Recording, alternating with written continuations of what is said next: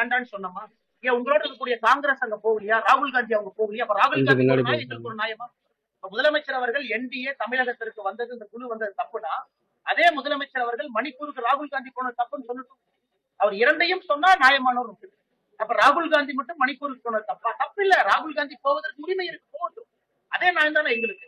அதே மணிப்பூருக்கு திமுக எம்பிக்கள் யாரும் அந்த குழுல போனாங்க, அத்ராஸ்க்கு போனாங்க, கனிமொழி அக்காவே போனாங்க. அதனால அதை நான் தவறுன்னு சொல்றேன். போவதற்கு திமுகவுக்கு உரிமை இருக்குன்னு தான் சொல்றேன். எதற்காக இவர் பயந்து முதலமைச்சராக இருப்பவர்கள் பொறுப்பற்ற முறையில் பேச வேண்டும் என்பதுதான் எங்களுடைய கருத்து. சார், இப்ப ஜிஎஸ்டி மறுசீரமைப்பு திட்டமிட்ட சரி, இது வந்து ஸ்கெட்ச் போர்ட் தூக்கிட்டாங்கன்னு சொல்லிட்டு ஒரு கருத்து நான் அந்த கருத்து சொல்ல விரும்புறீங்கன்னா காரணம் எஸ்ஐடி திரு அஸ்ராகர்க் அவர்கள் தமிழகத்துல ஒரு நல்ல அதிகாரி, நல்ல பேர் வாங்கிக்கூடிய அதிகாரி, மக்களுடைய நம்பிக்கையை சம்பாதிக்கக்கூடிய அதிகாரி, ஐடி அவங்க தலைமையில எஸ்ஐடி போட்டிருக்காங்க. முழுமையா அதை விசாரிக்கணும்னா விசாரிக்கட்டும். நாங்க நிறைய கேள்விகள் நாங்க வச்சிருக்கோம். நாங்க தனிப்பட்ட நபர் இதுவரைக்கும் நாங்க சொல்லுங்க, செருப்பு எப்படி வந்துச்சு, ஏன் பர்மிஷன் கொடுத்தீங்க, அட்மினிஸ்ட்ரேஷனுடைய ஃபெயிலியர் எல்லாம் கேள்வி வச்சிருக்கோம். தனிப்பட்ட முறையில திமுக இவங்க, திமுக அவங்க நாங்க சொல்ல விரும்புறீங்கன்னா எஸ்ஐடி மீது நம்பிக்கை இருக்கு, ரிப்போர்ட்டை கொடுக்கட்டும். இன்னுமே நம்ம சிபிஐ போவதற்கு வாய்ப்பு இருக்கு. மதுரை உயர்நீதிமன்றம் அவர்கள் ஒரு தனிநபர் போட்ட பெட்டிஷனை நாளைக்கு எஸ்ஐடி இன்வெஸ்டிகேஷன் எல்லாம் வந்த பிறகு சம்பந்தப்பட்ட நபர்கள், பாதிக்கப்பட்ட நபர்கள் யாரு வேண்டுமானாலும் மறுபடியும் உயர்நீதிமன்றத்துக்கு போய் சிபிஐ கேட்கலாம். அதனால நமக்கு வாய்ப்பு இருக்கிறது, பொறுமையாக இருக்கும். எஸ்ஐடி தமிழ்நாடு அரசு முழுமையாக ஒத்துழைத்து அவங்களுக்கு எஃப்ஐஆர்ல இருந்து எல்லா டீடைல்ஸும் கொடுக்கணும். அதுவரை தனிப்பட்ட நபர்களின் மீது பெயரை சொல்ல நாங்கள் விரும்புகிறோம். அரசியல் கூட்டங்களுக்கு ஆனா இன்னைக்கு முதலமைச்சர் அவர்கள் அவர் சொன்னதை சொன்னபடி செய்யணும். நாங்கள் அதை ஏற்றுக்கிட்டோம். நீங்க உயர்நீதிமன்றத்துல சொன்னீங்க எல்லா அரசியல் கட்சி கூப்பிடுங்க, எங்க தலைவர் அதுல பங்கேற்பாங்க, நயினார் அவங்க அதுல எஸ்ஓபி பத்தி பேசலாம்னு சொன்னீங்க, பேசுங்க. அதன் பிறகு எல்லாரும் ஒரு விஷயத்த ஒத்துக்கலாம்னு சொன்னீங்க, ஒத்துக்கணும். அதை முதல்ல செய்யணும். இன்னைக்கு உதாரணத்துக்கு 12ஆம் தேதி எங்களுடைய மாநில தலைவர் நயினார் நாகேந்திரன் அவர்கள் மதுரையில யாத்திரை ஆரம்பிக்கிறாங்க. தேசிய தலைவர் ஐயா நட்டா அவர்கள் மதுரைக்கு வர ஒரு குழப்பம் தான் இருக்கு. பர்மிஷன் கொடுக்குறாங்களா, பிரச்சனை இல்லை. எல்லாருக்குமே அந்த கிளாரிட்டி தேவை. ஆனா எடப்பாடி பழனிசாமி அவர்கள் 170 தொகுதியை தாண்டி போயிட்டு இருக்காங்க. ஒரு குழப்பம் நாமக்கல்ல கொடுக்குறாங்களா இல்லையா? அதனால முதலமைச்சருடைய கடமை குழப்பத்திற்கு முற்றுப்புள்ளி வைக்கணும். நாங்க தான் ஏத்துக்கிட்டோம். எஸ்எம்பி போடலாமா, ஏத்துக்கிட்டோம். அதுக்காக ஒரு வாரம் பொறுத்திருக்கலாமா, பொறுத்திருக்கிறோம். 10 நாள் பொறுத்திருக்கலாமா, பொறுத்திருக்கிறோம். அதுக்காக 6 மாசம் பொறுத்திருக்கலாம் இப்படிங்க. முதலமைச்சர் அவர்கள் முதல்ல அனைத்து கட்சி கூட்டத்தை கூப்பிடுங்க. 2-3 நாட்கள் எஸ்ஓபி பிரேம் பண்ணிட்டு தமிழக மக்கள் முன்பு வைப்போம். மக்களை ஏத்துக்குவாங்க, பத்திரிகை நண்பர்கள் எல்லோரும் ஏத்துக்குவாங்க. அதன்படி எல்லா அரசியல் கட்சியும் நடந்து கொள்வோம். நாங்க எஸ்ஓபி வர்றதே தவறுன்னு சொல்லிருந்தாங்க, ரெடி. அதுக்கு ஒரு 5 நாள் பொறுத்து சொல்றீங்க, அதுக்கும் ரெடி. பட் எத்தனை நாள் பொறுத்து இருப்பது? எங்க மாநில தலைவர் யாத்திரையே எங்களுக்கு இன்னைக்கு டேட் கன்ஃபியூஷனா இருக்குது, இடம் கன்ஃபியூஷனா இருக்கு. இவ்வளவு குழப்பத்துல ஏன் நம்முடைய முதலமைச்சர் அவர்கள் நாங்கள் எல்லாம் ஒத்துக்கொண்ட பிறகு கூட ஏன் அந்த குழப்பத்தை அவர் ஏற்படுத்தும்?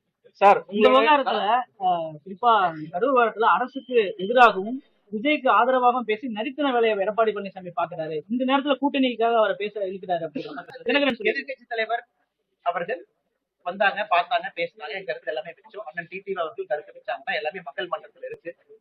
அண்ணன் டிடிவி அவர்கள் ஒரு நெருங்கிய நண்பர் எனக்கு. அண்ணன் சொல்லியிருந்தாங்க இந்த மாதிரி நான் பேசிய சில கருத்துக்கள் கூட அண்ணனுக்கு ஏற்புடையது இல்லைன்னு. அது ஓகே, நான் அண்ணன் தம்பி இடையில சில கருத்துக்கள் ஏற்புடையதாக இல்லாம இருக்கு, ஒன்றும் பிரச்சனை இல்லை. டிடிவி அண்ணன் மேல மிகப்பெரிய மரியாதை எப்பவுமே நான் தொடர்ந்து வைத்திருப்பேன். ஆனால் அண்ணன் அவர்கள் அந்த கருத்தை என்னை பற்றிய சில கருத்துக்கள் சொல்லி இருக்கிறாங்க. அது அவருடைய கருத்தாக தவறு கிடையாது. எல்லா கருத்துக்களும் மக்கள் மன்றத்தில். சார், இப்ப திரு டிடிவி சார் அவர்களையும் திரு ஓபிஎஸ் அண்ணன் அவர்களையும் சந்திச்சு நீங்க பேசக்கூடிய பேச்சுவார்த்தை இருக்கு இல்லையா? அது உங்களுக்கு கட்சியினுடைய தேசிய தலைமையினுடைய வழிகாட்டல் அனுமதியின் பேர்ல நடக்குதா, இல்ல அது உங்களுடைய கட்சிக்குள்ள என்ன நடக்குது? கட்சி தலைவர்கள் ஒருத்தட்ட என்ன சொல்றாங்க, ஒருவருக்கு இந்த கட்சியில என்ன பொறுப்பு கொடுத்திருக்கிறாங்க, அதெல்லாம் நம்ம பொது இடத்துல பேச முடியாது. பத்திரிகை நண்பர்கள் நீங்க யூகிக்கிறீங்க, அது ஓகே. பட் நம்ம கட்சி எப்படி நடத்தணும், எங்க கட்சியில ஒருவருக்கு என்ன வேலை, எங்கள் வேலையை எப்படி செய்யறோம் அப்படிங்கறது நம்ம கட்சிக்குள்ளே விட்டுலாங்கன்னா இந்த கட்சியில நாங்கள் எது செய்தாலும் கூட அது ஒரு அர்த்தம் இருக்கும். யாரும் தனிப்பட்ட முறையில எந்த வேலையும் செய்ய மாட்டோம். பொறுமையா இருக்கணும். எங்களை பொறுத்தவரை தமிழகத்துல திராவிட முன்னேற்ற கழகம் வீழ்த்தப்பட வேண்டும் என்பதற்காக பாரதிய ஜனதா கட்சி ரிஸ்க் நாங்க எடுத்திருக்கோம். காரணம் 2021 உள்ளாட்சி தேர்தல் தனித்து நின்றோம், 24 லோக்சபா தனித்து நின்றோம், 26 கூட்டணிக்கு மறுபடியும் போறோம். அப்படி இருக்கும் பொழுது எல்லோருக்கும் வெற்றி பெற வேண்டும் என்கின்ற எண்ணத்தினாலதான் எல்லா வேலையும் செய்யறோம். நண்பர்கள் பொறுத்திருக்க வேண்டும், சரியான நேரத்துல பேசுவோம். இந்த கேள்வி ஏன் வருதுன்னா, நயினார் நாகேந்திரன் தினகரனுக்கு எதிராக பேசுறாரு, ஓபிஎஸ்க்கு எதிராக கமெண்ட் கொடுக்குறாரு. எப்பவுமே ஆனா நீங்க அதுக்கு ஆதரவா கிளாரிஃபை பண்ணிட்டாங்க. நயினார் அண்ணன் எப்பவுமே எதிராக பேசுறீங்க, நல்லா நம்ம தெரிஞ்சுக்கணும். எங்களுடைய தலைவர் அவர்கள் நயினார் நாகேந்திரன் அவர்கள் யாரை எதிர்த்தும் பேசல. அரசியல் அப்படி நம்ம செய்யவும் கூடாது, செய்யவும் முடியாது, பேச. எங்களுக்கு பிரின்சிபல் எதிரி, முக்கிய எதிரி திராவிட முன்னேற்ற கழகம். அது எதிர்த்து நயினார் அண்ணன் பேசுறாங்க. அதனால அண்ணனுடைய பேச்சுல அது இப்படி சுத்தி வளைச்சு, அப்படி வளைச்சு, இப்படி வளைச்சு, டிடி வேனுக்கு எதிராக பேசுறாங்க, ஓபிஎஸ் அண்ணனுக்கு எதிராக பேசுறாங்க அப்படிங்கிற கருத்து எனக்கு ஏற்படுத்தல. எப்படி இருந்தாலும் கூட அரசியல்ல சின்ன சின்ன கருத்து வேறுபாடு, இப்ப இந்த வார்த்தை கருத்து வேறுபாடுகள் பயன்படுத்துவோம். அந்த மாதிரி இருந்தாலும் கூட அதெல்லாம் சரி பண்ணி முன்னாடி கொண்டு போயிருக்காங்க.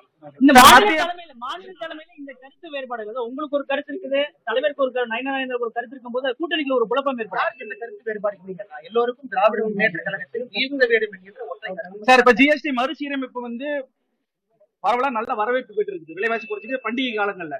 இருந்தாலும் இப்ப தொழில் நகரான கோவையில எம்எஸ்எம்இ நிறுவனங்கள் ஜாப் ஒர்க்ஸ் உங்களுக்கு ஏற்கனவே வச்சிருக்காங்கன்னு நினைக்கிற கோரிக்கை 5% 12%.